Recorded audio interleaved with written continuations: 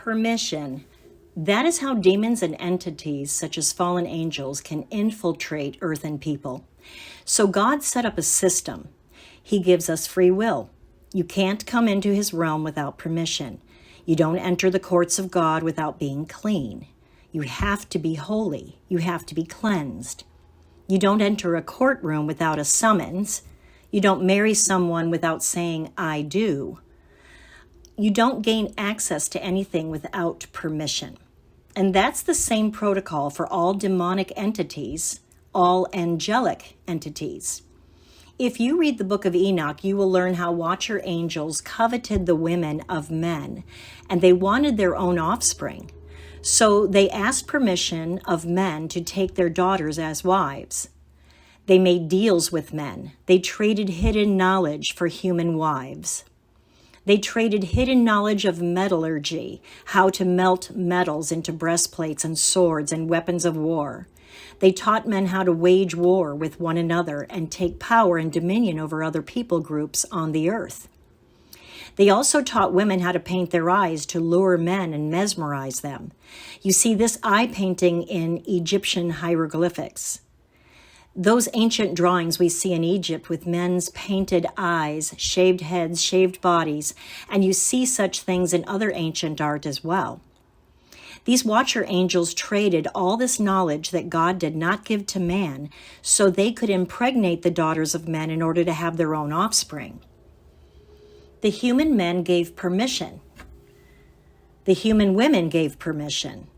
However, when these women gave birth to giants, and in Hebrew the word for giant is Nephilim, that's Genesis 6:4, the earth could not sustain them.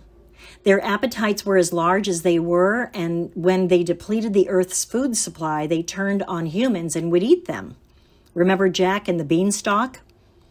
These giants and their watcher angel parents were doing their other abominable things. They were crossbreeding.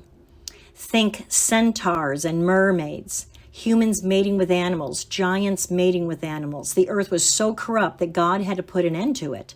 In fact, the Bible said that Noah was found to be, quote, a just man and perfect in his generations, and Noah walked with God, unquote. That's Genesis 6:9. When the flood covered the whole earth, those giants died. According to Enoch, that was part of the punishment of those watcher angels. They were forced to watch their children die in that flood. And that is how we got demons. You see, those giants were half angel, half human. There was no place for them on the earth. They should never have been created. They are what Jesus called unclean spirits. That's why Jesus said when a demon is cast out of its house, it goes to the dry places. Demons are the roaming dead spirit of those half-breed giants. God created man, he created angels, but he did not create Nephilim. Those angels rebelled. That's probably the main reason why the book of Enoch was taken out of our Bible. It was in our Bible, it was in the 1611 KJV, but it was removed for multiple reasons, I'm sure. One is that it condemns abortion, in my opinion, and it reveals what Paul tried to tell us in Ephesians 6, that we don't wrestle against each other. The war is with these entities in the unseen realm. It teaches us what the angels actually did and what they did to the earth and to humanity. It tells us about their condemnation, their judgment, and how they harass mankind. It's a very important book to read if you want to get a better understanding on such things. I give my personal overview of the book of Enoch and other messages, but this message is about how everything operates through permissions. You have to understand that demons cannot gain entry without permission, but they are definitely looking to gain entry. And even though you may be a Christian and your spirit is saved and sealed for the day of redemption, your flesh is still under the curse. You still operate and function in the flesh. You have an operating system called the soul, mind, will, and emotions. Your soul in the Bible is called your heart. And as I said, it's your mind, will, and emotions, and everything in your life processes through those three parts of your soul. So if you take that template of your mind, will, and emotions and overlay it onto the Gospels, you'll see that Jesus taught soul care. He trained us how these demons who are seeking for a house, a place to live out their lusts, come through our door. These things gain entry when we're angry with our brother and choose with our will not to forgive our brother. The anger doesn't open the door. Our unwillingness to forgive is what opens that door. The demon sees you're mad and it starts talking to you in first person, saying things like, "How dare they treat me like that? I didn't do anything to them. They owe me an apology." You are hearing these statements in first person, thinking it's your own heart, but the demon is playing you. It's trying to get into your body. So if you don't capture those thoughts that are truly not your thoughts and arrest them and take them directly to the obedience of Jesus, as the scripture tells us to in 2 Corinthians 10:5, you are to demolish that argument right away and take it to the obedience of Christ. If you don't do that, you will give it permission to stay by an act of your will. You will demand your own way and demand your brother apologize. Now, understand there is a correct way to handle offenses. Jesus covers that in Matthew 18, but you are responsible to study that process and implement it. Instead, we build a wall in our heart, not realizing that a demon just gained access to our body. Soon we're bitter, and that bitterness makes us sick. Did you know that even medical doctors have found that a bitter heart can affect your physical health? Look it up. But Jesus walks through walls. And so we need to understand that no matter how big your castle is inside your kingdom that you've built, inside your heart and mind, with your permission, Jesus can still come in. He will walk through that wall and he will tear down those walls and he will rebuild your life with your permission. Ask and you will receive. Give permission to Jesus. And he can do it quickly. Even if you've had a lifetime of trauma, a lifetime of anger, a lifetime of sinning, whatever your problem is that caused those walls that are built around your heart and in your soul, he can quickly destroy all of that.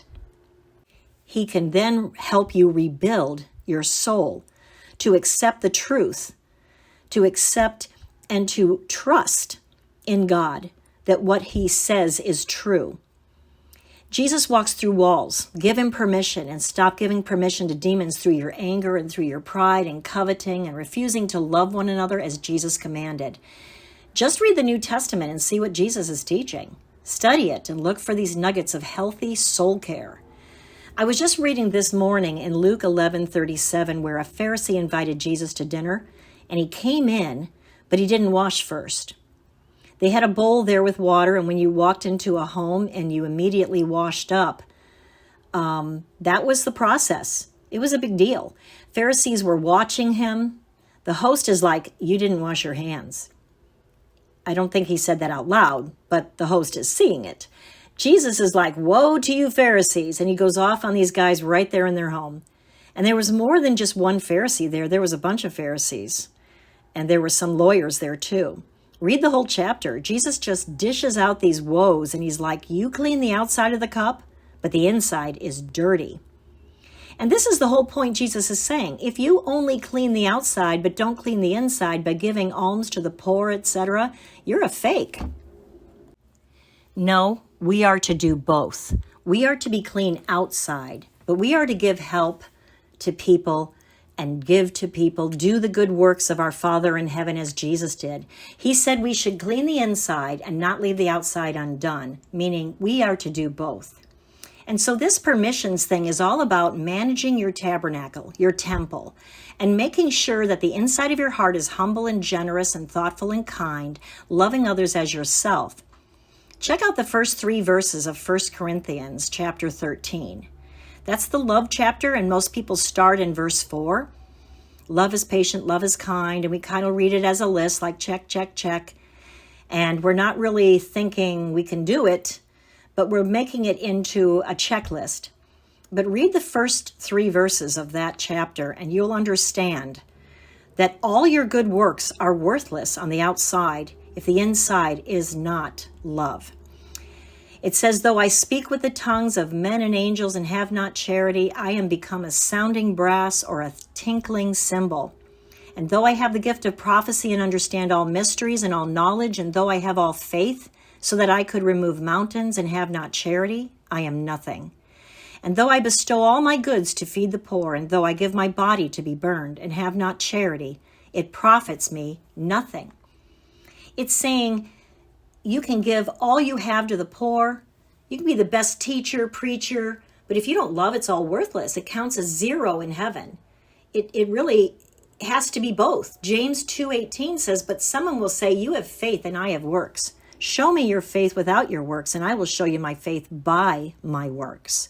Works and faith go together. Faith is nothing until you actually work it out. So anyway, just want you to understand the way permissions work. Without your permission, without your signature on a document, they're not legal, right? Remember, everything runs by laws on earth and in the unseen realm, so you have to give your permission.